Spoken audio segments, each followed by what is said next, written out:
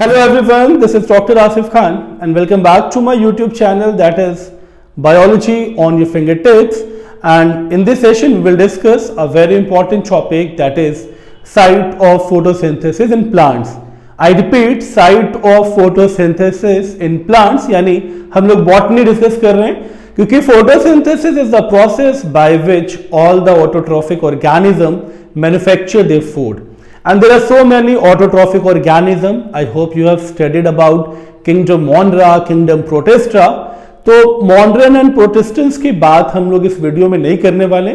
हम लोग chapter photosynthesis पे बेस्ड, यानी जो प्लांट फिजियोलॉजी का चैप्टर है फोटोसिंथेसिस, सिर्फ उस पे ही बेस्ड रहेंगे एंड उससे ज्यादा हम लोग डिस्कस नहीं करेंगे, यानी हम लोग Monera एंड प्रोटिस्टन को टच नहीं करेंगे.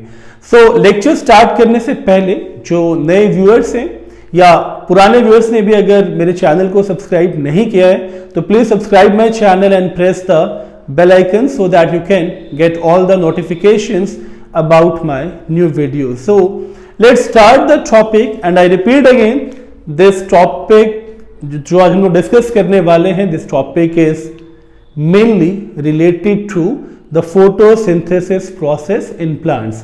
So let's start the actual topic, site of photosynthesis. So as we know that site of photosynthesis, जब भी बात site of photosynthesis की आती है तो सबसे पहला जो पार्ट प्लांट्स का दिमाग में आता है that is leaf, because leaves are green in color. So it is understood that it contains number of chlorophyll, okay, the number of pigments which are required for the photosynthetic process. Number 2, stem part. But stem में भी एक condition क्या है, stem जब तक young है यानी जब तक ये ग्रोइंग फेज पे है तो some plants carries green stem during the young stage. जैसे जैसे वो ओल्डर होता जाएगा वो ग्रीन पार्ट लॉस्ट हो जाता है. तो कहीं ना कहीं इनिशियल स्टेज पे ही सही इसका भी इंपॉर्टेंट रोल है in the process of photosynthesis. तो साइट ये भी डेफिनेटली कवर होगा. Okay, and the third one is roots. अब रूट्स कैसे, क्योंकि roots are those parts of the plant which remain underground. अब अंडरग्राउंड है, लाइट से एक्सपोजर नहीं हो रहा, तब भी फोटोसिंथेसिस कैसे, क्योंकि मैं सिर्फ नॉर्मल रूट्स की बात नहीं कर रहा हूं which are divided into tap root, fibrous root. I am talking about those roots which are termed as adventitious root.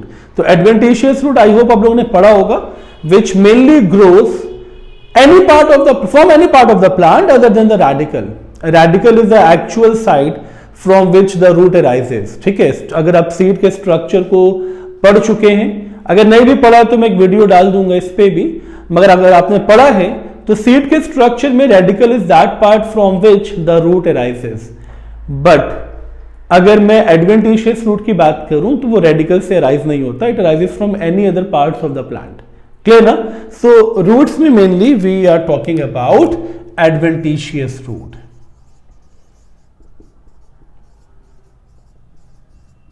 So these are the main sites for photosynthesis. So if we talk about leaf, leaf में भी जो actual site है photosynthesis की, that are mesophyll cells. ये आपको बहुत अच्छे से याद रखने. Mesophyll cells that contain chloroplast, and chloroplast are the actual site for photosynthesis. But what are actually mesophyll cell? Mesophyll cells है क्या? Mesophyll cells are actually the parenchyma cells. Okay, parenchyma is the part of simple permanent tissue. And parenchyma में बहुत सारी modifications होती हैं, like aquatic plant में इसी का एक मॉडिफिकेशन है एरेनकाइमा. तो aerenchyma store air and gives buoyancy which helps in floating. And in this category, मतलब if we are talking about mesophyll cell, तो parenchyma modified into chlorenchyma. Okay, so chlorenchyma is also known as mesophyll cell. Clear ना? Parenchyma अगर chloroplast carry करता है तो this is the modification of parenchyma and that modification is known as chlorenchyma, which is also termed as mesophyll cell. Now why they are termed as mesophyll cell? इसका भी एक बहुत simple सा reason है. अगर आप लीफ की anatomy देखें तो लीफ की एनाटॉमी में the upper most layer is bounded bye, मैं यहां पे शो कर रहा हूं इसको, ये जो आप लेयर देख रहे हैं, this is the waxy layer, cuticle, okay, and cuticle के बाद upper layer is epidermal cell, and just below to epidermal cell, okay, epidermal cell के जस्ट नीचे ये जो स्ट्रक्चर आप देख रहे हैं, ओके,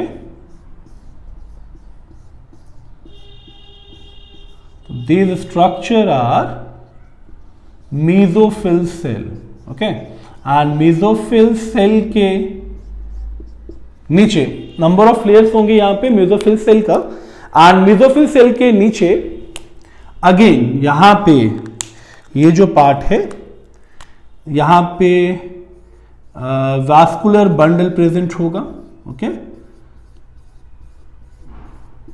तो दीज आर, ये पूरा मैं इसको फिल कर रहा हूं, दीज आर वास्कुलर बंडल, इसमें जाइलम एंड फ्लोएम आ जाएगा, वास्कुलर बंडल्स, ओके.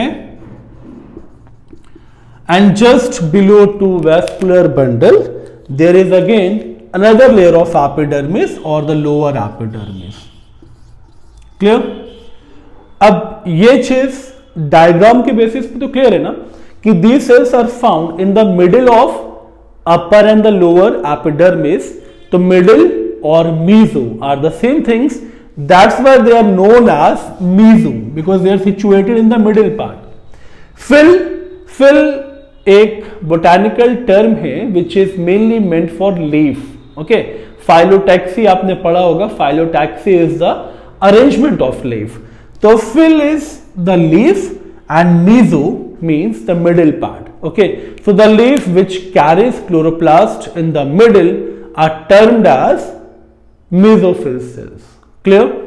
ये तो बहुत easy हो गया to understand the anatomy of mesophyll cell, the location of mesophyll cell. Okay. Now in the mesophyll cell, the actual site for photosynthesis is the chloroplast. Okay. So suppose this one is mesophyll cell. Okay, ये इसको मान लेते हैं हम लोग mesophyll cell, and इसके just parallel, मतलब इस मेम्ब्रेन के just parallel, this is the chloroplast. So it means कि जो क्लोरोप्लास्ट का मेम्ब्रेन है, दिस इज क्लोरोप्लास्ट. तो chloroplast are situated just beneath or parallel to the membrane of mesophyll cell. तो ये जो अरेंजमेंट दिख रहा है, this arrangement helps in easily diffusion of carbon dioxide. तो ये CO2 यहां से diffused होगा, which is one of the most important raw material for the photosynthesis process. ठीक है?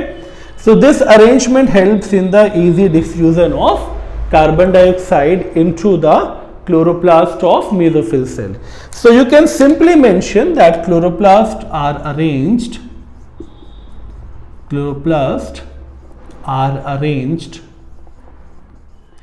parallel to the wall of mesophyll cell. ठीक है?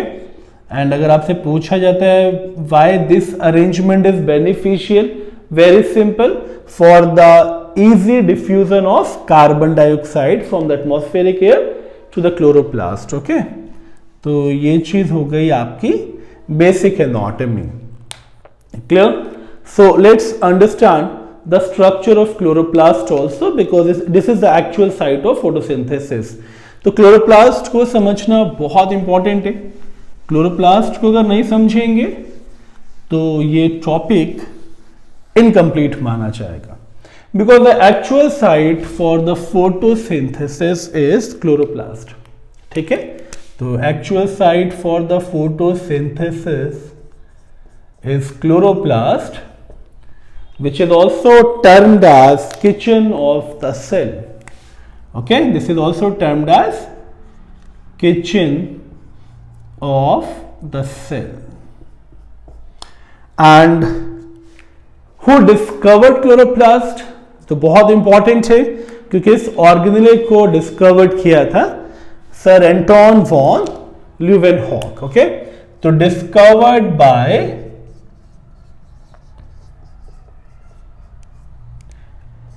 Anton von Leeuwenhoek.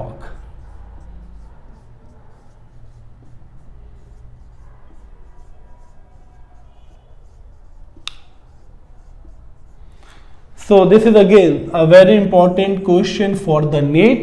Who discovered chloroplast?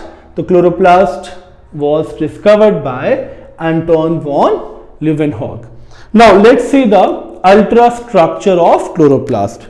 So in the ultrastructure of chloroplast,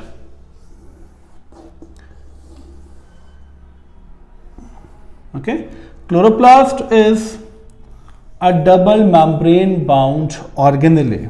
Okay, so this is the chloroplast and मैं यहाँ mention कर रहा हूँ this is chloroplast and we will discuss the ultrastructure of chloroplast. बेटा ये structure आप लोग बहुत अच्छे से समझें क्योंकि इस पे बहुत सारे क्वेश्चंस आते हैं एकेडमिक पॉइंट ऑफ व्यू पे भी as well as NEET point of view के लिए भी ये बहुत इंपॉर्टेंट है. So let's start with the membrane first. Okay, so this one is the outer membrane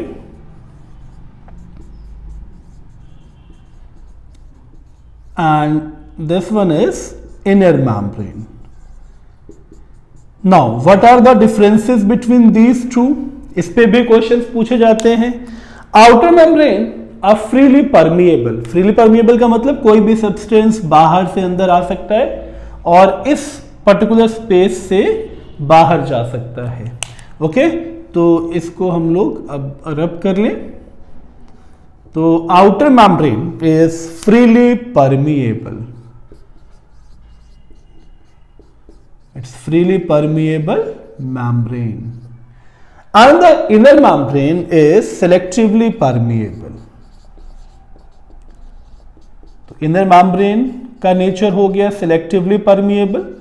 Selectively permeable का मतलब it selects the substance which goes which mainly allows for entry as well as for the exit. So these are the two membranous covering and in between these two ये जो space आप देख रहे हैं इसे periplastidial space बोलते हैं. Okay, this space is known as periplastidial space. Okay, क्योंकि प्लास्टिड्स का सबसे इंपॉर्टेंट पार्ट है ये. तो पेरीप्लास्टिडियल स्पेस एंड ये जो पूरा पार्ट है the inner portion, the portion which is located और which is bounded by inner membrane, तो this entire portion is known as matrix. तो पहले हम लोग मैट्रिक्स भी बना लें. ठीक है, this is the entire matrix. तो matrix means a fluid containing other substances, so it's a mixture kind of substance. So this one is matrix. Clear? Now each chloroplast contain, मैं यहां मेंशन कर रहा हूं यहां दो इंपॉर्टेंट कंपोनेंट जिसे हम लोग बहुत अच्छे से कवर करने वाले हैं. The first one is grana and the second one is stroma. Okay, so what is grana actually? Grana means a bunch of thylakoid. And what is thylakoid? Thylakoid is a sac-like structure. So this is a single sac-like structure. ठीक है, अगर ये single है, single sac, single pouch, तो इस single sac और pouch को we called it, और इसे हम क्या कहते हैं? इसे हम कहते हैं thylakoid. And the bunch of thylakoid, ठीक है, ये बंच हो गया थाइलाकॉइड का. ठीक है, यहां भी हम लोग शो कर लें इस तरह से एक बंच.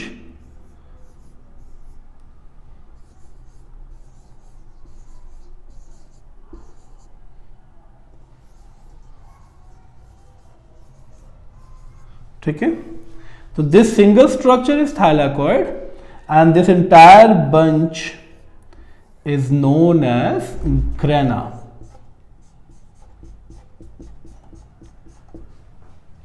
क्लियर हुआ ये? अगर सिंगल पाउच है तो थाइलाकॉइड, और ये एंटायर जो बंच है, ये जो ग्रुप है, that group is known as grana. Okay, तो ग्रेना तो क्लियर, और ये जो मैट्रिक्स है that matrix is known as stroma. तो मैं यहां मेंशन कर रहा हूं that matrix is known as stroma. Clear ना? Now the bunch of grana is connected with the another grana, यानी grana is connected to grana by a membrane, ठीक है, which are termed as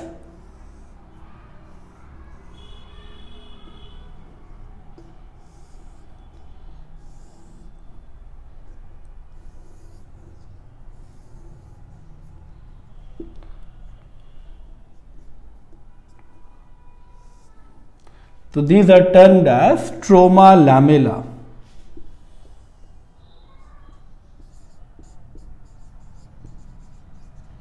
Lamella means a sheet. So these are a kind of sheet which connects grana molecule. Okay, तो grana को grana से जो connect करेगा, which passes through the stroma, that's why it is known as stroma lamellae. Clear? Apart from grana and stroma, the other components includes,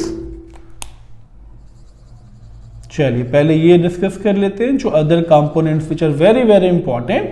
these are ribosomes. Okay, these are ribosomes. ठीक है, तो these are ribosomes and chloroplast contain its own DNA, जिसे हम लोग extra nuclear DNA बोलते हैं. Because अगर DNA nucleus के अंदर है तो that DNA is intra nuclear, and extra nuclear DNA means the DNA which is located outside the nucleus. और ऐसे दो ही ऑर्गेनेले हैं, एक chloroplast and the another one is mitochondria. So this one is the extra chromosomal DNA which are termed as plastids. Okay, plastids. Oh sorry, plasmids, not plastids, it is plasmid. Okay, now one more important component, that is यहां show करेंगे हम लोग इसे. This is the fat droplets और the lipid droplet. ठीक है, ये भी डिस्ट्रीब्यूटेड है, बट मैं कुछ ही कुछ कंपोनेंट्स पे शो कर रहा हूं ताकि डायग्राम्स में बिल्कुल भी डिफिकल्टी ना हो. तो these are fat droplets.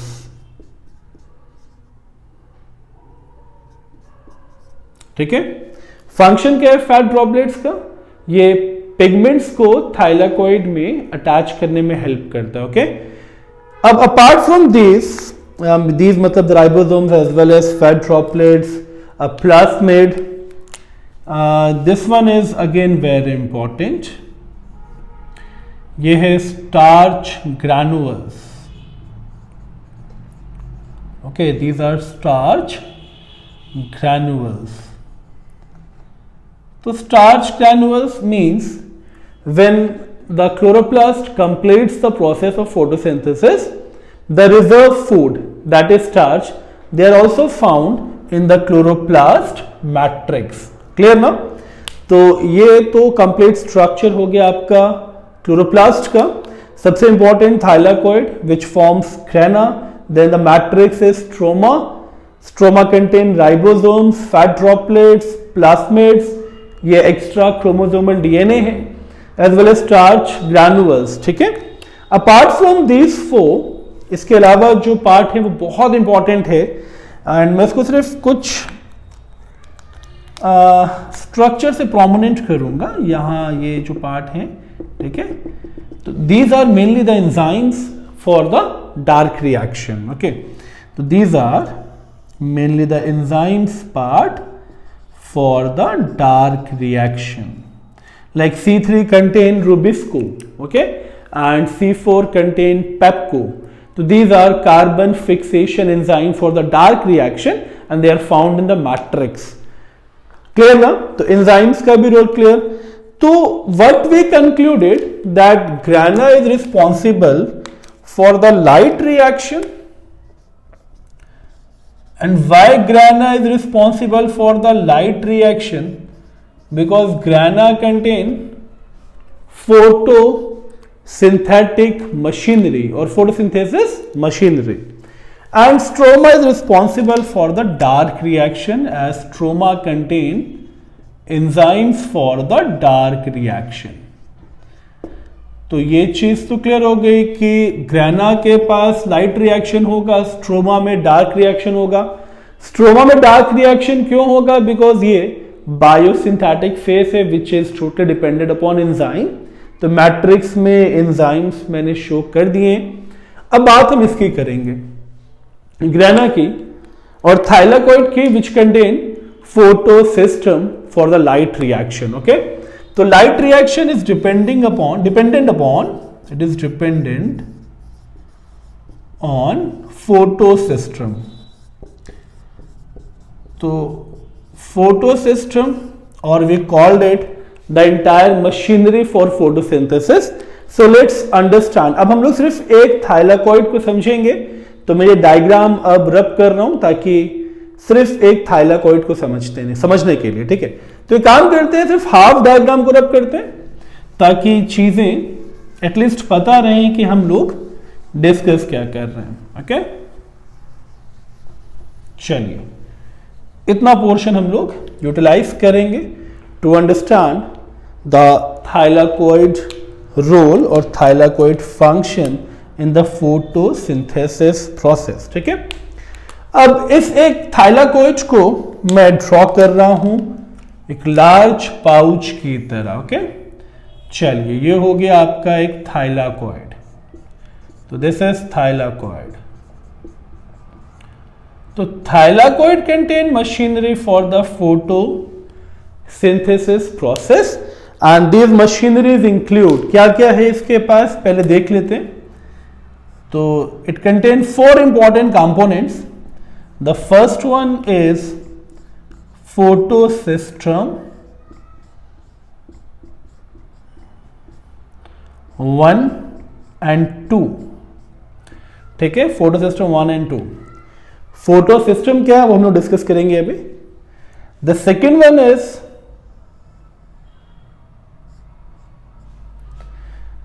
cytochrome. मैं सेकेंड मार्कर यूज करूं अदरवाइज आपको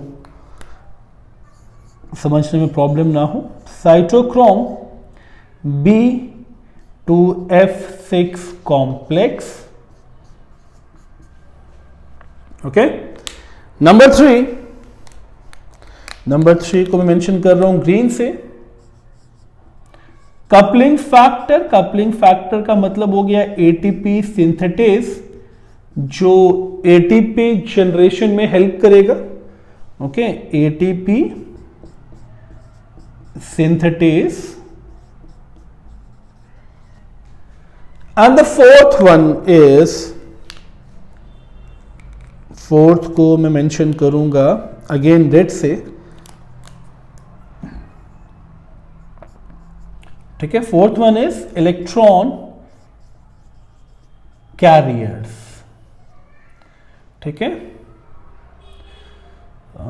ऐसे कर रहा हूं मैं आर को. ठीक है, electron carriers. So these are the 4 components which lies in the thylakoid.